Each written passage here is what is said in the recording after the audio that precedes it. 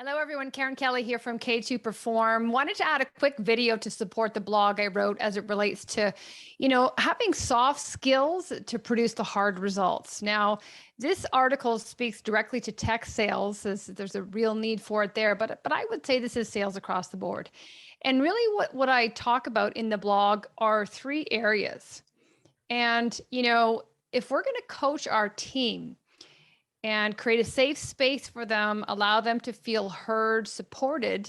And we want them to do that to their customer. Like, we have to model that behavior. So I've broken it down into three areas that as leaders we can focus. And the first one is continuous development. So most tech sales reps have arrived at your doorstep with the technical requirements that they need. There usually isn't a shortage there. It's the ability to develop their soft skills. So how can they connect with their clients? How can they become empathetic with the problems that they're trying to solve? How can they practice active listening so they're not just pitching and being robotic with their solution? And really, we need to develop them, but it all starts with coaching. So you as their leader have to model the behavior of what you expect them to be doing.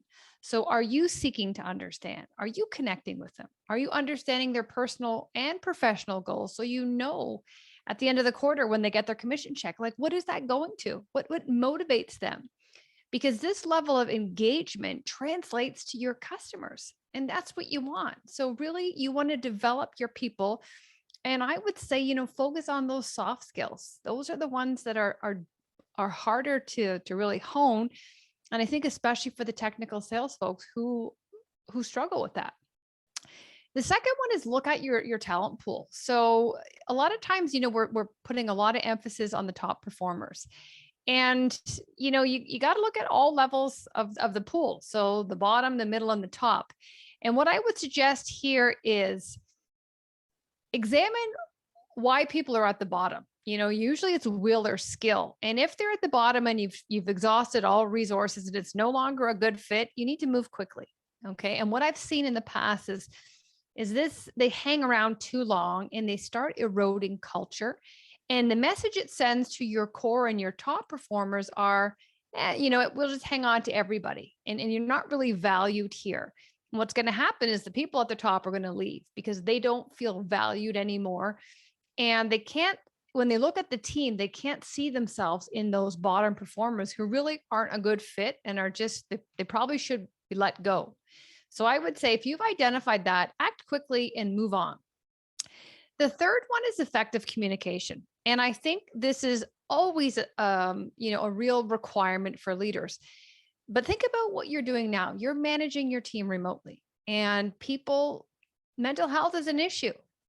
People need to understand what's expected of them. So we have to set very clear expectations. People need to know where they stand. I would say even from an onboarding standpoint, tech sales reps are new on the job. They've never met you or the other team. So there's probably a little bit of uncertainty, apprehension. They might be new into sales, and they can start getting in their head and maybe questioning or doubting themselves. So if you are very clear with the expectations of, when they should be working, can they take lunches off? When do you expect an email return time? Is there a difference between internal and external customers? Is Monday and Wednesday cameras on? Maybe Fridays are optional. Like, let them know what's expected. So we're removing the guesswork, because with guesswork comes frustration, and nobody needs more frustration. So I would say, we really want to harness and focus on these soft skills that aren't natural for people. But in order to do that, we got to be modeling the behavior ourselves. So when you're connecting with them, when you're having the one-on-ones, when you're role playing, model the behavior, show them what good looks like. So again, if you're coaching your sales team, my suggestions are focus on continuous development and growth of the team. Look at your talent pool constantly, and really work on your effective communication so that they know where they stand, and we're making everyone's job and their life easy and enjoyable. Thanks for listening, and we'll talk to you soon. Take care.